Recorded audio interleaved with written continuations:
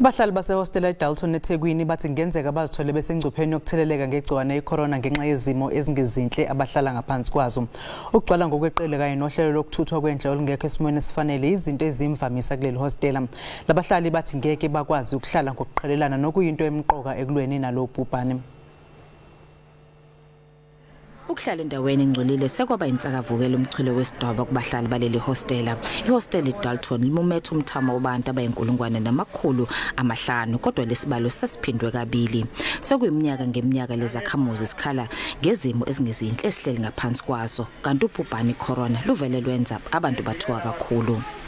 Izakhamuzi zakuleli zinxuso kube zibe nenhlazeko futhi zingathothani ndawonye kodwa ke lokho kufana nento engeke yenzeke kule ndawo.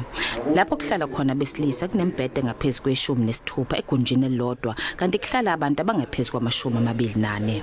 Ngoba masingangena oyedwa wethu wala ngaphathi eDalton kuzoba inkinga ngoba kuzobe kusho ukuthi bonke labantu abaleka they are already affected.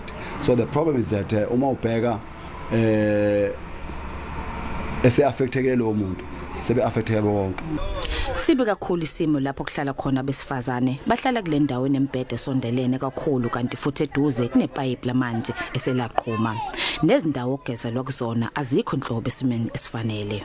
Siyasaba kakhulu phela ngoba sisondelene lana ukuthi asenze siqhelelana ngoba phela ngempela njengoba sibaningi kanje angithi abanye bethu abekho la njengamanje basemisebenzini sibaningi siyasaba ngempela kakhulu ngani yami.